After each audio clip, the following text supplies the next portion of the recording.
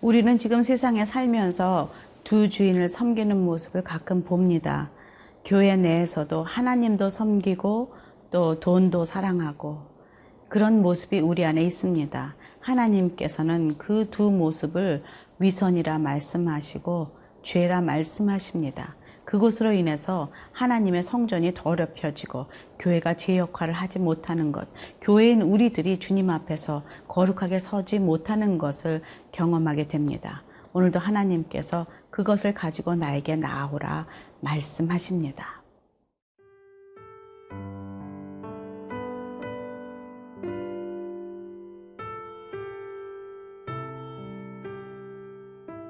에스겔 23장 36절에서 49절 말씀입니다. 여호와께서 또 내게 이르시되 인자야 네가 오홀라와 오홀리바를 심판하려느냐. 그러면 그 가증한 일을 그들에게 말하라. 그들이 행음하였으며 피를 손에 묻혔으며 또 그 우상과 행음하며 내게 낳아준 자식들을 우상을 위하여 화제로 살랐으며 이외에도 그들이 내게 행한 것이 있나니 당일에 내 성소를 더럽히며 내 안식일을 범하였도다.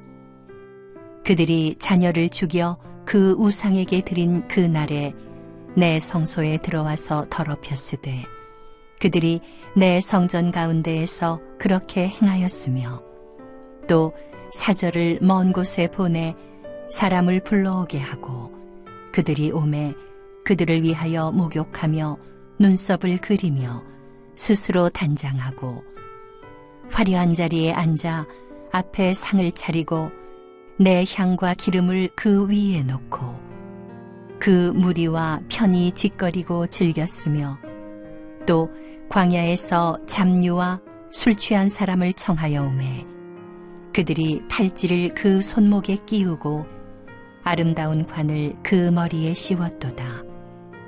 내가 음행으로 쇠한 여인을 가리켜 말하노라. 그가 그래도 그들과 피차 행음하는도다. 그들이 그에게 나오기를 기생에게 나옴같이 음란한 여인 오홀라와 오홀리바에게 나왔은즉 의인이 간통한 여자들을 재판함같이 재판하며 피를 흘린 여인을 재판함같이 재판하리니 그들은 간통한 여자들이요 또 피가 그 손에 묻었음이라. 주 여호와께서 이같이 말씀하셨느니라. 그들에게 무리를 올려보내 그들이 공포와 약탈을 당하게 하라. 무리가 그들을 돌로 치며 칼로 죽이고 그 자녀도 죽이며 그 집들을 불사르리라. 이같이 내가 이 땅에서 음란을 그치게 한즉 모든 여인이 정신이 깨어 너희 음행을 본받지 아니하리라. 그들이 너희 음란으로 너희에게 보응한즉 너희가 모든 우상을 위하던 죄를 담당할지라. 내가 주 여호와인 줄을 너희가 알리라 하시니라. 어제에 이어서 계속 오홀리바와 그의 언니 오홀라의 이야기가 진행되고 있습니다. 37절에서 39절 읽어보겠습니다.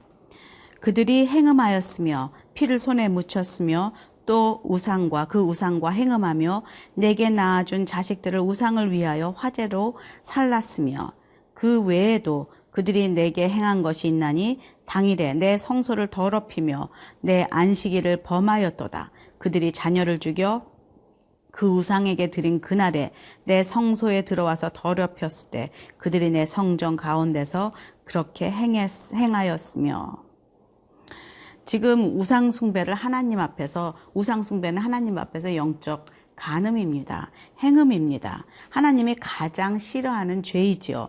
그런데 더구나 그 우상 숭배를, 제사를 잘 지내려고 하나님 앞에서 하나님의 형상으로 지음받은 하나님의 창조물인 자신의 자식이지만 하나님 거인 그 자식을 그 우상에게 바쳐서 화제로 드리고 있다는 것이죠. 그것은 이방 제사 중에 하나죠. 몰록 신에게 자신의 자식을 바치는 그런 모습들, 지금 그것을 어디서 행하고 있냐면 또 성전 안에서 행하고 있는 정말 그런 모습입니다. 자신의 가장 귀한 것을 드린다고, 그 가짜 신에게 가장 최선의 것을 드린다고 자기 자식을 드리는 이런 우매한 이스라엘 백성들을 하나님께서 지금 그 죄라고, 그 나열하고, 그 죄목을 나열하고 있는 것이죠. 성소란 무엇입니까? 하나님의 임재가 있는 것, 하나님의 집입니다. 하나님과 만남을 갖는 그곳에서 지금 이렇게 우상 숭배를 하고 있는 이스라엘 백성들입니다. 너무 오래 이렇게 죄를 지어서 이제는 아무런 거리낌도 없습니다. 무디어졌다는 것이죠. 이 이방 제사를 드리고 있는 오홀리바, 오홀리바는 예루살렘을 의미합니다. 유다 백성들을 의미합니다. 지금 죄성은 하면 할수록, 이 죄는 지으면 지을수록 점점 무디어지는 것입니다. 바늘도둑이 소독된다는 말이 있듯이 하나 쬐끔한 죄를 지었다가 점점 그것이 커질 수 있는 것은 우리가 죄에 대해서 무뎌지기 때문입니다. 우리는 다 죄인입니다. 우리는 죄를 지어서 죄인이라기보다는 죄인이기 때문에 죄를 지을 수밖에 없는 뼛속까지 죄가 들어있는 죄인입니다. 하나님의 도움이 없으시는, 하나님의 능력의 손길이 우리를 붙잡지 아니하면 우리는 죄를 지을 수밖에 없는 그런 연약한 사람들이지만, 지금 이 유다 백성들은, 이스라엘 백성들은 하나님을 인정하고 있지 않고 경홀히 여기고 있으니 지금 그들에게는 아무 이 죄를 제어할 능력이 없습니다. 지혜 하나님을 거부하고 있으니 무엇이 옳은지 무엇이 그른지도 지금 판단하지 못하고 있다는 것이죠. 지금 하나님의 눈을 전혀 의식하고 있지 않으니 죄 짓는 것이 죄의식도 없고 별로 어렵지도 않습니다. 또 한 번 죄를 지으면 점점 대담해집니다. 담대해집니다. 그래서 조금 더 큰 것, 조금 더 큰 것, 그렇게 진다는 것이죠.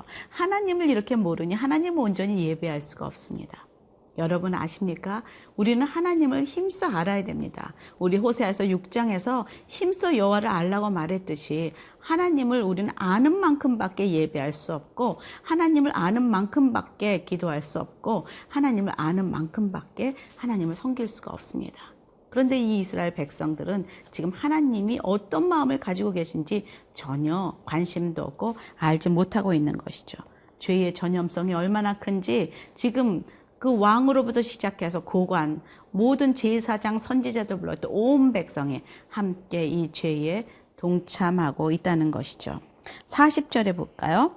또 사절을 먼 곳에 보내 사람을 불러오게 하고 그들이 오매 그들을 위하여 목욕하며 눈썹을 그리며 스스로 단장하고 화려한 자리에 앉아 앞에 상을 차리고 내 향과 기름을 그 위에 놓고 그 무리와 편히 짓거리고 즐겼으며 또 광야에서 잡류와 술 취한 사람을 청하여 오매 그들이 팔찌를 그 손목에 끼우고 아름다운 관을 그 머리에 씌웠도다.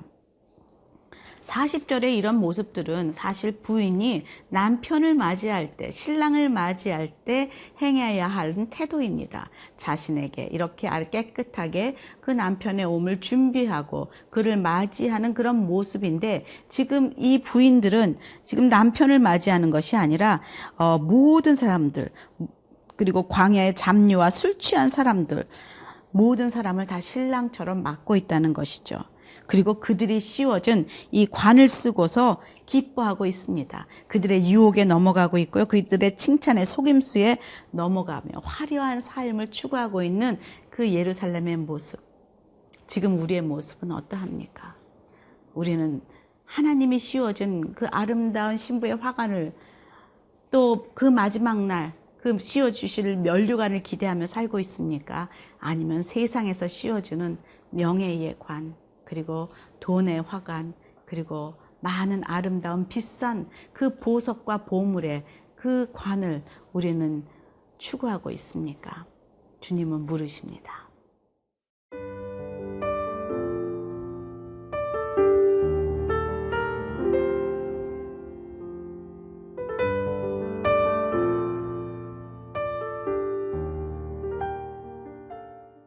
시간이 지나면서 이 여인의 아름다움은 사라지게 될 것이고 육신도 연약하게 될 것입니다. 방탕함에 그 건강도 열정도 좀 사라지고 이제는 사그라들 법도 한데 몸도 상하고 힘들어질 법한데 이스라엘은 그 죄악을 멈추지 않고 있습니다. 43절입니다. 내가 음행으로 쇠한 여인을 가리켜 말하노라. 그가 그래도 그들과 피차 행음하는도다. 43절 이것을 표준세 번역으로 보면 아주 재밌게 번역이 되어 있습니다. 이것을 보고 나는 별 잡된 무리가 다 있구나. 두 자매가 음행으로 시들어 빠진 다 늙은 창녀인 줄 알았는데 아직도 찾아오는 얼빠진 녀석들이 있구나 하는 생각이 들었다. 아주 쉽게 지금 이 오래된 늙은 창녀 같은 이 이스라엘에게 아직도 찾아오는 그런 사람이 얼빠진 자식들이 있구나 라는 그런 표현이라는 것이죠. 육신이 쇠여도 음행은 계속할 정도로 죄의 뿌리가 깊다는 것을 의미합니다. 이것은 이미 습관이 되었고, 아니 이미 그들의 그 깊은 영혼에 병이 들어서 중독이 된 것 같습니다. 멈추려 해도 멈출 수 없는 이런 죄성들에 대한 그것을 지금 기록하고 있다는 것이죠. 죄의식도 없어 습관처럼 멈출 수 없는 죄에 계속 쳇바퀴 돌듯이 돌아가고 있는 이스라엘 사람들. 45절에 보니까 말씀하십니다. 의인이 간통한 여자들을 재판한 같이 재판하며 피를 흘린 여인들을 재판한 같이 재판하리니 그들은 간통한 여자들이요 또 피가 그 손에 묻었습니다. 심판이 있으리라 지금 말하고 있습니다. 회개도 때가 있는 것 같습니다. 회개할 때가 있는데 이렇게 멈추지를 못하고 계속 병들어 가고 있을 때 아무리 내가 멈추려 해도 회개하려 해도 나에게는 능력이 없고 이제 힘이 없을 때가 있다는 것이죠. 지금 이 이스라엘 백성들은 그 때를 놓쳤습니다. 계속 죄를 범하고 있다는 것이죠. 46절에 보니까 주 여호와께서 이같이 말씀하셨느니라. 그들에게 무리를 올려보내 그들이 공포와 약탈을 당하게 하라. 무리가 그들을 돌로 치며 칼로 죽이고 그 자녀도 죽이고 그 집들을 불사르리라. 하나님의 심판은 하나님의 말씀으로부터 시작됩니다. 이제 내가 이렇게 하겠다. 이렇게 심판하리라. 이렇게 벌하리라.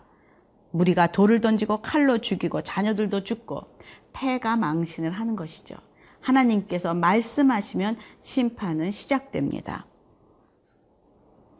마지막으로 이 여인들을 심판하시는 하나님의 이유는 간단합니다. 48절입니다.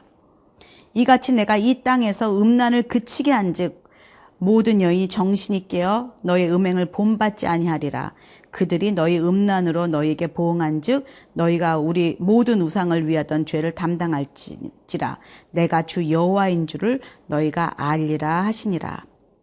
결국 이유는 간단합니다. 여기 48절 9절에 보면 음행을 멈추고 음행을 따라하지 않고 그 후손들도 음행을 따라하지 않도록 하면 결국은 내가 하나님이다. 내가 너희의 하나님이다. 그것을 알게 하려 하기 위함이다 라고 말하고 있다는 것이죠. 지금 우리가 매일매일 하나님께서 우리를 인도하시는데 어떨 때는 우리를 광야길로도 인도하시고 사막길로도 인도하시고 또 골짜기로도 인도하실 때가 있습니다. 하지만 내가 함께 손잡고 가는 분이 하나님이심을 안다면 우리는 두려워하지 않습니다. 넉넉히 그 사망의 음침한 골짜기를 지나갑니다. 마치 다윗이 사망의 음침한 골짜기를 다닐지라도 두려워하지 않는다고 하였어. 해받는 것을 두려워하지 않는 것은 주께서 나와 함께 하십니다. 늘 동행함을 통하여서 그 광야를 다 지나면 하나님께서 나와 승리를 주실 것이고 나와 함께 하실 것이라는 그 믿음이 있기 때문입니다. 주 여호와가 나의 하나님이심을 아는 것, 그것이 바로 지금 이 시대에 살고 있는 우리도 필요한 하나님의 음성입니다. 그래서 어디를 가든지 이제 그 바벨론에서 모든 고통을 당한 후에 돌아온 사람들은 여호와 하나님이 그들의 하나님임을 고백하며 돌아오기 시작할 것입니다. 스룹바벨로 시작해서 이제 성전을 건축하며 그 70년의 모든 것을 그 심판을 견디고 돌아오는 믿음의 사람들을 여러분은 만나게 될 것입니다. 우리도 다시 그렇게 돌아오는 스룹바벨과 그 에스라와 느헤미야와 이런 리더십들처럼 이런 사람들처럼 늘 하나님의 전에 그 전을 사모하며 함께 주님과 동행하는 그런 은혜가 있기를 간절히 기도합니다. 기도하겠습니다. 하나님, 이 말씀을 통하여서 저희들이 배우길 원합니다. 심판의 메시지가 주님 그냥 귀로 흘러 들어가는 것이 아니라 저희의 삶 가운데, 저희의 귀 가운데, 저희의 믿음 가운데 들어와서 하나님 저희가 주의 심판을 준비하며 살아가는 자들로 살 수 있도록 도와주시길 간절히 기도합니다. 예수님 이름으로 기도합니다. 아멘.